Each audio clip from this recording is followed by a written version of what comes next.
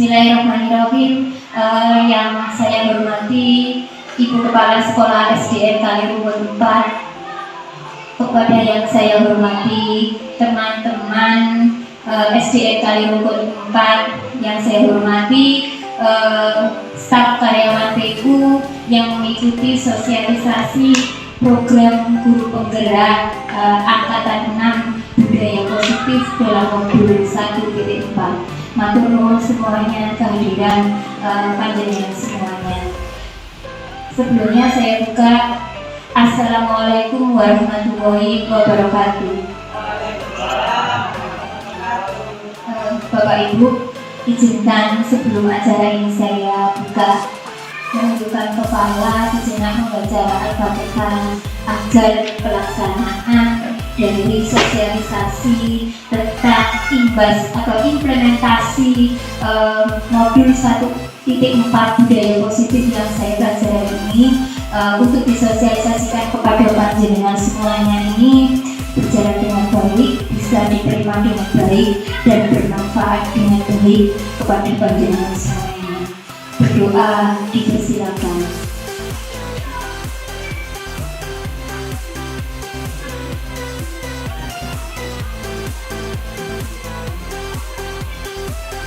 Berdoa selesai. Matur nuwun Bapak Ibu, terkait masalah ini, sosialisasi ini saya mengucapkan terima kasih yang pertama. Yang kedua, memang saya ambil waktu di jam anak-anak pulang sekolah dan memang menunggu panjenengan untuk tidak beraktivitas dalam jam mengajar. Yang kedua, terima kasih kepada kehadiran Ibu Kepala Sekolah beserta teman-teman. Nanti minta tolong Ibu Kepala Sekolah pada hari ini tidak bisa hadir atau berhalangan, tapi diwakilkan kepada Ibu Koordinator Kurikulum Bu Yani untuk menyampaikan sambutan. Di sini tidak ada MC ataupun presenter, saya sendiri karena ini kekurangan guru, tidak banyak guru yang ada di sini. Itu ya Bapak Ibu, pelaksanaannya kurang lebih 30 menitan. Bapak Ibu mohon waktu untuk panjenengan semua melakukan sosialisasi ini. Kepada Bu Yani, waktu dan tempat kami persilakan. Terima kasih atas waktunya yang sudah diberikan kepada saya. Assalamualaikum warahmatullahi wabarakatuh. Bapak Ibu semuanya, hari ini kita berkumpul di sini dalam rangka mendengarkan mengimplementasikan hasil dari belajar dari guru penggerak. Kami harap saya sebagai koordinator kurikulum kepada panjenengan dapat mengambil hikmah positifnya dari kegiatan ini dan bisa menerapkan, mengimplementasikan apa yang sudah dijelaskan dalam materi guru penggerak ini dalam kehidupan di kita waktu mengajar di kelas di KBM. Kita harap kita membangun budaya positif yang kita ambil dari materi hari ini, kita sampaikan ke anak-anak. Dan kami harap juga, saya berharap juga kita semua juga akan mengikuti apa langkah-langkah dari Bu Evi ini untuk mengikuti atau menjadi guru penggerak. Karena dengan bergabung dalam guru penggerak dapat memacu kita, menambah ilmu bagi kita, sehingga kita bisa mendapatkan wawasan lebih banyak dan bisa mengimplementasikan hasil-hasil materi itu kepada anak didik kita. Saya dari perwakilan koordinator kurikulum hanya ingin menyampaikan itu saja. Mohon Bapak Ibu menyimak sampai tuntas apa yang sudah dijelaskan oleh Bu Evi selaku calon guru penggerak yang hari ini akan mengimplementasikan, memberikan penjelasan mengenai materi-materi yang beliau peroleh. Saya kira itu saja Bu Evi. Terima kasih atas waktunya dan mari Bapak Ibu kita simak semuanya apa yang sudah disampaikan Bu Evi nanti dan kita implementasikan kepada anak didik kita. Terima kasih, itu saja dari saya. Wassalamualaikum warahmatullahi wabarakatuh. Selanjutnya saya berikan ke Bu Evi. Matur nuwun Bu Yani selaku koordinator kurikulum. Bapak Ibu, saya mulai supaya itu menyingkat waktu, panjenengan juga nanti jam 1 ada rapat gitu Bapak Ibu. Kebetulan ini adalah sosialisasi memang yang harus dan wajib saya lakukan kepada panjenengan semuanya. Karena pada materi ini di modul 1.4 saya selaku guru penggerak angkatan 6 harus mensosialisasikan materi ini kepada panjenengan semuanya. Tapi sebelumnya Bapak Ibu, slide nomor 2 Bu Eni, sebelumnya Bapak Ibu saya tidak langsung menerangkan ke modul 1.4, tapi saya menerangkan ke alur modul 1.1. Bapak Ibu, saya harapkan tadi yang sudah disampaikan kepada Bu Yani bahwa kalau bisa kita mengikuti program guru penggerak untuk apa? Yang pertama adalah untuk menambah wawasan kita. Bapak Ibu, tidak rugi. Saya pun sendiri tidak rugi. Saya sudah pertama tidak niat. Yang kedua Bapak Ibu, ternyata setelah saya mempelajari modul-modul yang ada di pendidikan guru penggerak melalui alur Merdeka, ya luar biasa Bapak Ibu. Saya kalau telah itu, Masya Allah, ilmu yang diberikan Kemendikbud ini luar biasa. Jadi tidak ada salahnya Bapak Ibu nanti apabila panjenengan masih ada kesempatan di angkatan 11, 12, 13, dan 14, panjenengan bisa mengikuti seleksi guru penggerak. Dan di sini bukan mencari nilai Bapak Ibu, tapi memang di sini adalah mencari ilmu dan pengalaman. Kenapa? Karena nilai itu tidak dibutuhkan di sini Bapak Ibu. Kita bergabung dengan orang-orang hebat di sana Bapak Ibu. Kumpulan dari guru-guru yang memiliki semangat luar biasa untuk memajukan pendidikan Indonesia. Itu Bapak Ibu, itu harapan saya. Yang pertama, alur materi pada modul 1.1. Modul 1 itu terdiri dari 4 modul. Yang pertama adalah modul 1.1 filosofi pembelajaran Ki Hajar Dewantara. Yang kedua adalah modul 1.2 nilai dan peran guru penggerak. Dan yang ketiga 1.3 visi guru penggerak. Dan yang terakhir pada modul 1 adalah modul 1.4 budaya positif. Bapak Ibu, sebelum saya lanjut kepada modul 1.4, tidak langsung saya terangkan ke budaya positif saya ingin menyampaikan pengalaman saya dalam belajar tentang modul 1.1, yaitu tentang filosofi pembelajaran Ki Hajar Dewantara. Di sini Bapak Ibu, tidak semerta-merta kurikulum Merdeka Belajar itu jadi dengan sendirinya, tapi ini adalah berdasarkan tentang filosofi pembelajaran Ki Hajar Dewantara. Bapak Ki Hajar Dewantara adalah bapak pendidikan kita ya. Di sini banyak sekali Bapak Ibu pelajaran yang saya ambil, terutama pembelajaran tentang menuntut ing ngarsa ing suluk tulodo ing majo mangun karso tuturi hendayani. Jadi kita itu mendorong, menuntut anak-anak, dari anak-anak itu tidak bisa menjadi bisa, dari anak-anak itu tidak berperilaku baik menjadi berperilaku baik.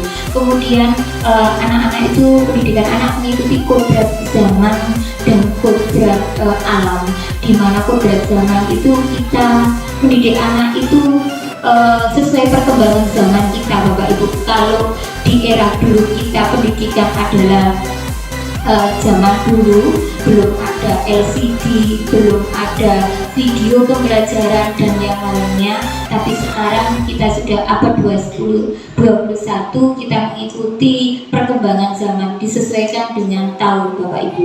Kemudian kalau kodrat alam di sini adalah menyesuaikan dengan lingkungan peserta didik kita, dimanapun kita tidak boleh memaksa Bapak Ibu untuk harus A, harus seperti ini, harus seperti itu, karena kita sesuaikan dengan kondisi lingkungan, baik kondisi lingkungan di sekolah maupun di rumah anak-anak gitu nggih. Itu Bapak Ibu pendidikan pada filosofi pembelajaran Ki Hajar Dewantara itu tidak terpaku kepada nilai Bapak Ibu. Jadi merdeka belajar itu tidak terfokus dengan nilai. Nilai itu di belakang Bapak Ibu.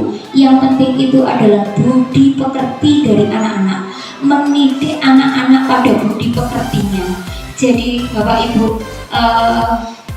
KKN itu semuanya sudah dihapus ya Bapak Ibu ya di Guru Merdeka Belajar ini ya. Kita fokus kepada pendidikan budi pekerti, di mana budi pekerti itu menuntut anak-anak supaya berperilaku baik dalam tindakan, sikap, perbuatan, dan lain-lain.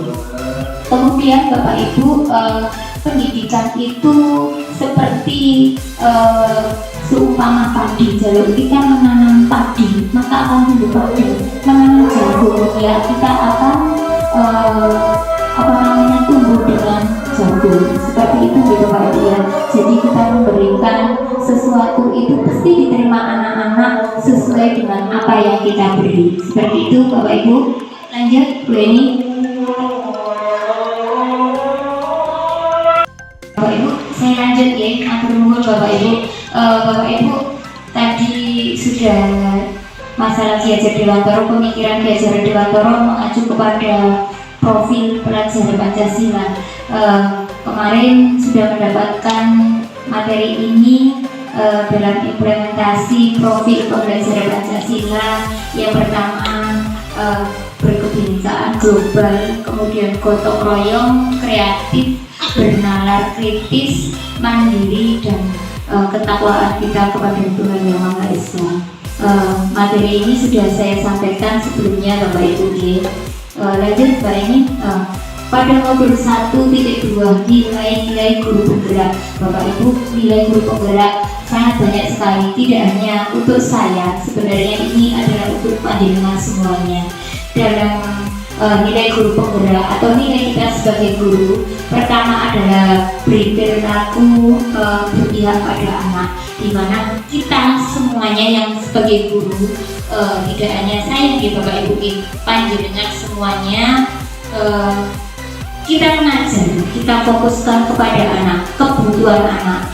Seperti misalnya, materi ini tentang peta, jadi kita mencari media pembelajaran atau bahan ajar sesuai dengan materi pembelajaran. Intinya berfokus kepada peserta didik merasa senang, kemudian bersemangat, kemudian merasa kita itu bagian dari mereka. Jadi tidak semata-mata menekan mereka, tapi berpihak kepada anak adalah membuat anak itu belajar lebih nyaman. Kemudian mandiri, nilai mandiri ini tidak untuk peserta didik, tapi untuk panjenengan semua. Jadi dalam mengerjakan semua tugas itu tidak berkelompok, tapi ada usaha sendiri untuk mengerjakan sendiri. Kemudian reflektif itu dari tindakan kita, perilaku kita, pembelajaran kita itu kita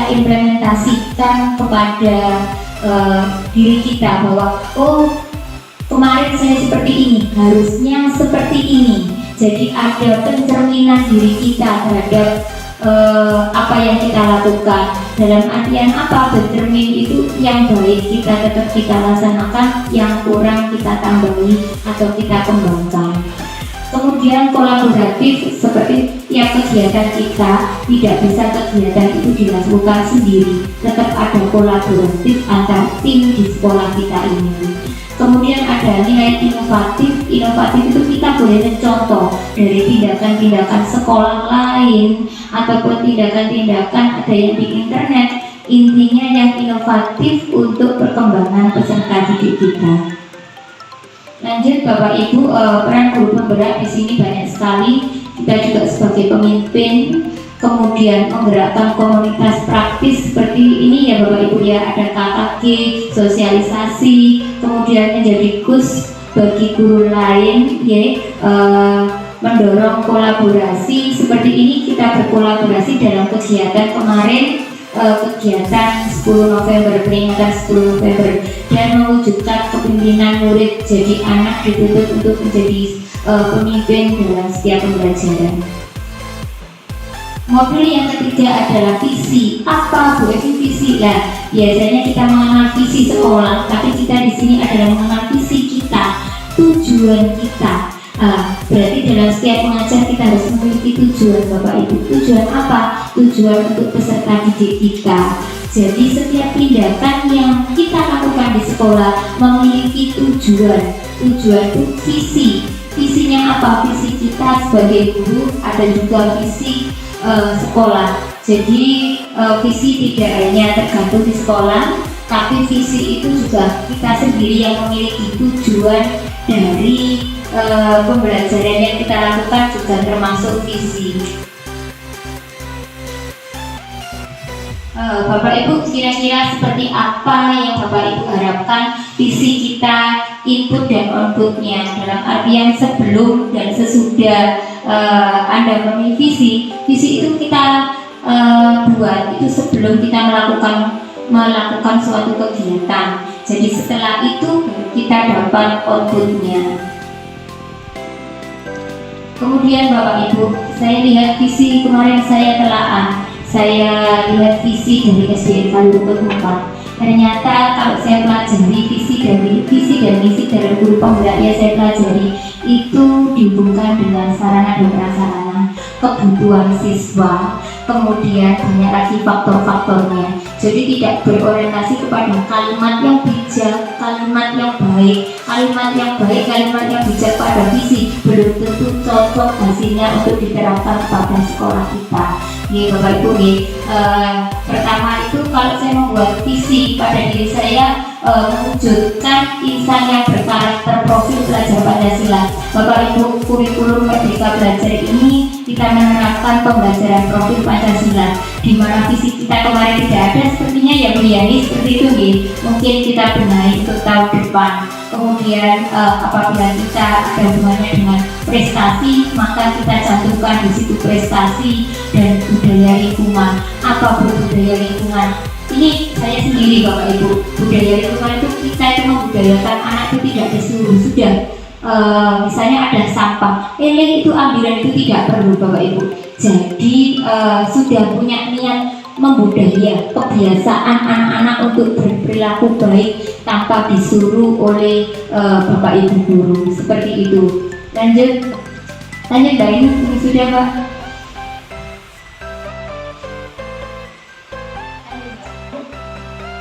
Bapak Ibu, lanjut kepada materi pokok saya, yaitu modul 1.4 budaya positif. Bapak Ibu, di sini saya mengimbaskan kepada panjenengan untuk budaya positif ini. Budaya itu apa? Budaya biasanya kita lihat adalah kebiasaan kita. Ya, dalam artian budaya itu kebiasaan kita, tingkah laku kita. Kemudian positif itu adalah perilaku kita, perilaku yang baik. Jadi kebiasaan-kebiasaan yang baik yang harus kita terapkan. Lanjut Mbak ini, Bapak Ibu, dari materi 1.4 budaya positif ini saya mempelajari banyak sekali. Yang pertama, nilai kebajikan, motivasi, hukuman, penghargaan, restitusi, keyakinan kelas, kebutuhan dasar manusia, 5 posisi kontrol kita sebagai guru, restitusi, segitiga restitusi. Seperti itu. Lanjut Mbak Eni. Yang pertama adalah nilai-nilai kebajikan. Nilai-nilai berarti sesuatu yang baik yang kita sepakati bersama. Kemudian nilai-nilai kebajikan itu mengacu kepada profil pelajar Pancasila, yaitu nilai takwa kepada Tuhan Yang Maha Esa, mandiri, bernalar kritis, berkebinekaan global, gotong royong dan kreatif. Jadi setiap pembelajaran harus ada unsur-unsur dari profil pelajar Pancasila. Lanjut Bapak Ibu, kemudian motivasi. Jadi memang kita mempunyai motivasi Bapak Ibu. Motivasi itu harus ada pada diri kita untuk kita terapkan kepada anak. Yang pertama adalah motivasi intrinsik, itu pada diri sendiri. Jadi kalau bisa kita menanamkan motivasi pada anak didik kita, itu dari dirinya sendiri. Kalau motivasi intrinsik itu dari luar, contoh, kalau dari luar kenapa kok tidak baku atau kurang baik untuk diterapkan pada peserta didik kita. Contoh misalnya di kelas 5, biasanya kalau diajar berarti menang, diam, nurut. Tapi ternyata Bu Evi tidak masuk karena berhalangan hadir, diisilah sama Bu Nisa. Anak itu rame. Nah, berarti dia ada Bu Evi itu karena ada unsur intrinsik, unsur dari luar, bukan dari dirinya sendiri. Kalau unsur dari dirinya sendiri itu sudah tertanam Bapak Ibu, tanpa disuruh gurunya, tanpa ada aturan atau hukuman atau sanksi, anak itu berlaku sendiri. Jadi bagaimana cara kita itu lebih baik kita menerapkan unsur atau motivasi intrinsik kepada peserta didik kita. Yang kedua adalah hukuman. Bapak Ibu, tidak hanya panjenengan, saya sendiri itu memang sering menghukum anak peserta didik saya. Pada modul ini tuh saya tuh bercermin, aku ini pakai kesalahan, salah sekali. Jadi saya kalau lihat video yang ditayangkan pada pembelajaran eksploitasi pada guru penggerak, itu semuanya itu menyesal karena tindakan-tindakan kita menghukum anak itu ternyata berakibat fatal Bapak Ibu. Nanti saya akan jabarkan di bawahnya Bapak Ibu. Kemudian penghargaan, begitu juga dengan penghargaan itu boleh kita berikan, tapi tidak seterusnya. Istilahnya orang Jawa itu kolo-kolo kita, ya, hanya kolo-kolo. Kalau kita berikan penghargaan terus-menerus kepada peserta didik kita, itu bisa menimbulkan kecemburuan sosial. Jadi untuk penghargaan pada kurikulum Merdeka Belajar itu boleh, tapi tidak sering, gitu nih. Lanjut, kemudian ada keyakinan kelas. Bapak Ibu, mungkin panjenengan Bu Evi, keyakinan kelas ini apa? Sebenarnya panjenengan itu semua sudah ada keyakinan kelas. Kalau zamannya dulu Bu Evi pertama kali masuk di kelas 5 atau di kelas 6 sebelum ngajar membuat kontrak belajar. Nah, kontrak belajar itu sama dengan keyakinan kelas, tapi berbeda Bapak Ibu, keyakinan kelas yang sekarang dengan kontrak belajar. Keyakinan kelas yang kita terapkan pada peserta didik kita ini tidak hanya kepada saya, tolong kalau bisa nanti kita praktekkan kepada peserta didik kita. Apakah saya sudah terlambat Bu Evi? Belum, ya, belum ada kata terlambat Bapak Ibu. Pertama kita masuk, kita membuat suatu keyakinan kelas. Keyakinan kelas itu keyakinan yang merdeka belajar Bapak Ibu, bebas. Anak-anak membuat anak itu nyaman dalam belajar. Pertama kali masuk kita buat kontrak belajar atau keyakinan kelas, kita serahkan kepada peserta didik. Bu Evi, aku gak pengen oleh PR. Anak-anak disuruh mengungkapkan pendapatnya, sarannya. Bu, tidak boleh datang terlambat ya Bu ya. Biar dia membuat kesepakatan atau keyakinan kelas yang merdeka belajar tanpa Bu Evi atau Bu Yani atau Pak Eko yang membuat. Kalau dulu kita belajar tentang kontrak belajar, itu kita yang membuat, kita terangkan kepada anak didik kita, tidak boleh datang terlambat pukul 7, nanti gini-gini sanksinya. Tapi untuk keyakinan kelas ini peserta didik yang membuatnya. Ya, nanti Bapak Ibu, kalau peserta didik itu melanggar, baru kita ingatkan keyakinan kelas yang kita buat itu seperti ini. Seperti itu. Jadi bukan kita yang membuat keyakinan kelas, tapi kita bebaskan anak-anak untuk membuat keyakinan kelas atau kontrak belajar. Itu sebelum kita masuk pembelajaran, misalnya awal pembelajaran. Kalau saya buat sekarang Bu, monggo, belum terlambat. Lanjut, kebutuhan dasar. Bapak Ibu, setiap murid manusia itu memiliki kebutuhan dasar. Yang pertama adalah kebutuhan dasar untuk bertahan hidup, seperti kesehatan, rumah, dan makanan. Ini sudah tidak usah saya jelaskan. Kemudian kasih sayang dan rasa diterima.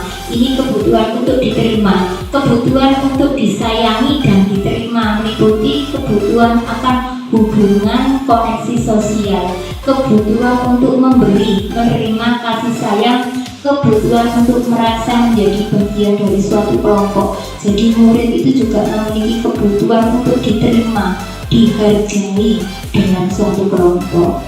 Kemudian penguasaan, kebutuhan pengukuhan atau kemampuan. Kebutuhan ini Bapak itu berhubungan dengan kekuatan untuk mencapai sesuatu, menjadi kompeten, menjadi terlampaui, diakui prestasinya.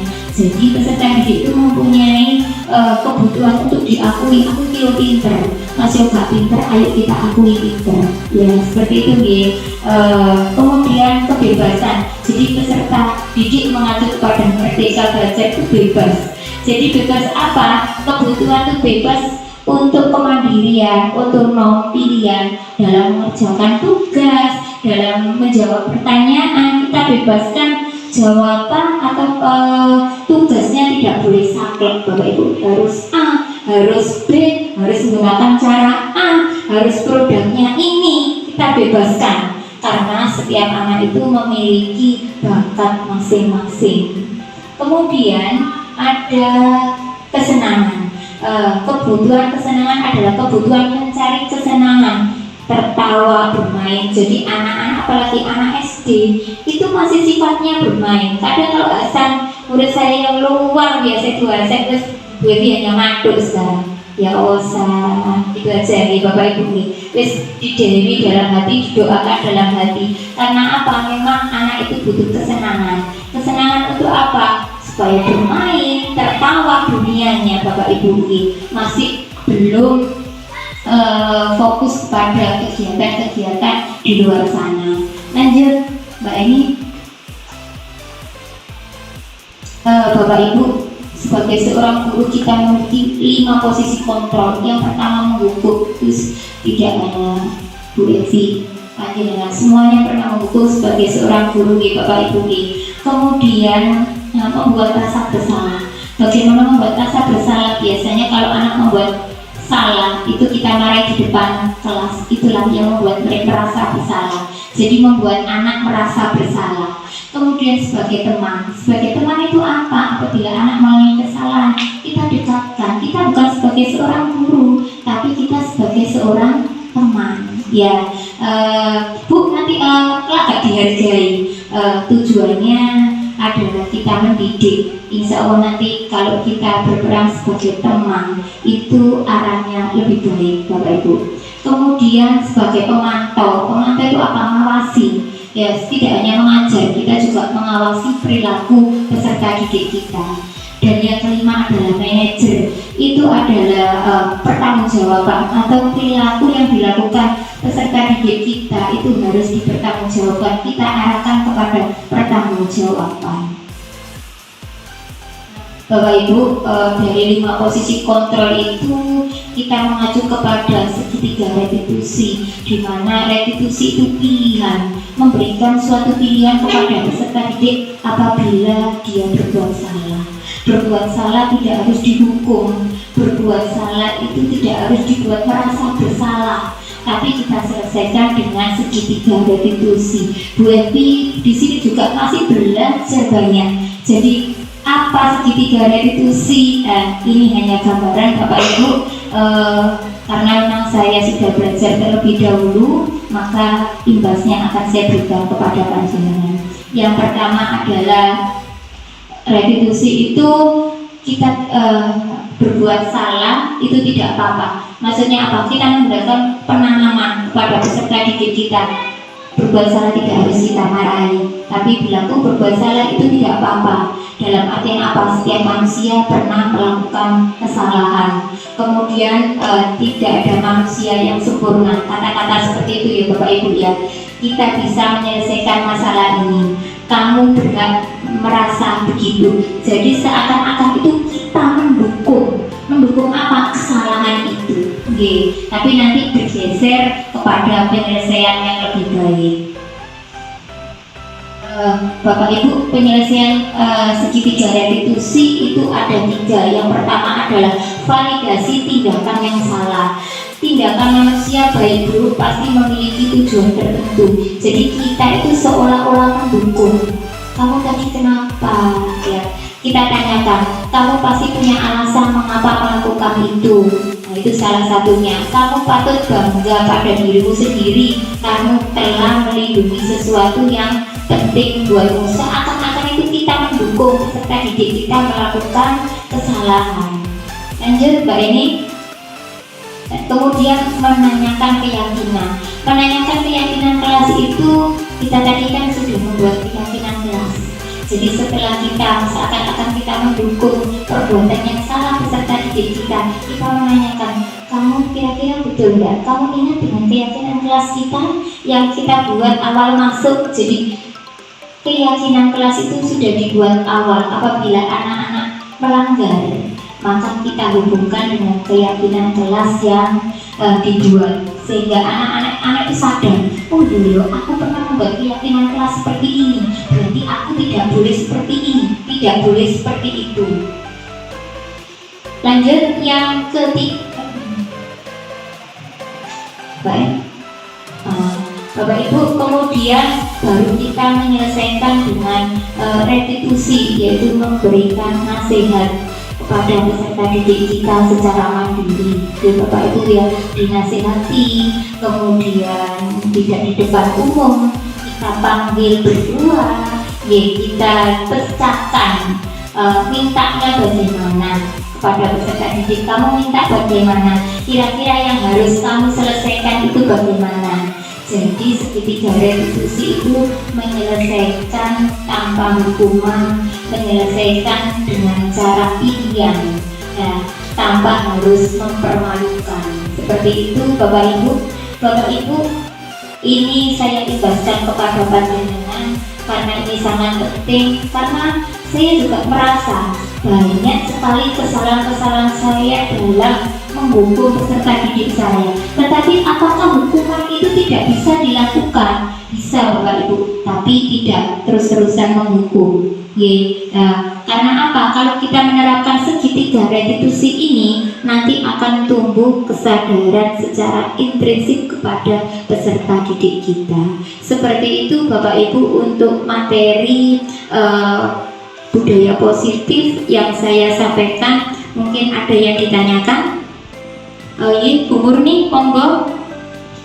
Bagaimana cara menanamkan unsur intrinsik yang dijelaskan tadi pada atur nuwun Bu Murni, luar biasa. Atur nuwun pertanyaannya, mungkin saya juga masih belajar Bu Murni bagaimana kita menerapkan unsur intrinsik. Unsur intrinsik itu terbawa dari hati dirinya sendiri. Yang tadi Bu Murni bahwa menyadari suatu kesalahan, anak-anak itu harus ditumbuhkan menyadari kesalahannya dari dirinya sendiri, tidak dari luar tapi dirinya sendiri.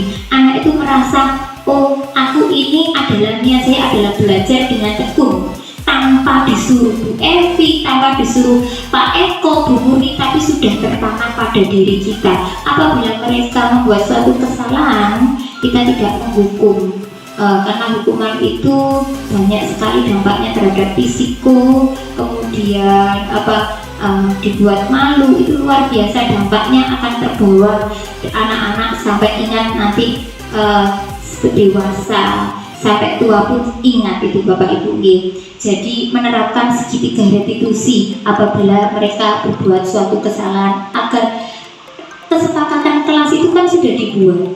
Kesepakatan apabila bersalah kita ingatkan kepada peserta didik kita, kamu ingat dengan keyakinan kelas yang kita buat apa aja, kira-kira pelanggar apa enggak dengan keyakinan kelas yang kita buat kemarin. Nanti anak itu akan menyadari dengan dirinya sendiri dari hati, sehingga akan timbul unsur intrinsik pada diri anak, kesadaran intrinsik pada diri anak itu sendiri. Seperti itu Bu Murni. Ada lagi Bapak Ibu? Bapak Ibu, monggo.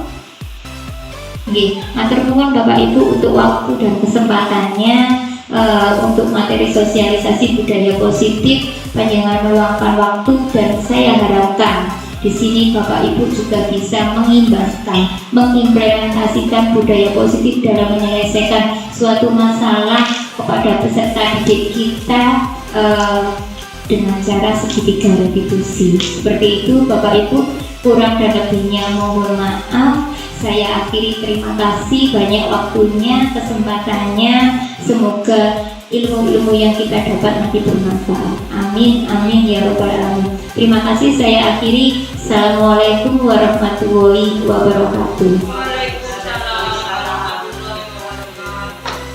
Assalamualaikum warahmatullahi wabarakatuh. Saya Bu Yani, selaku guru kelas 6, ingin mengucapkan terima kasih kepada Bu Evi atas sosialisasinya implementasi budaya positif kemarin yang dilakukan kepada kami.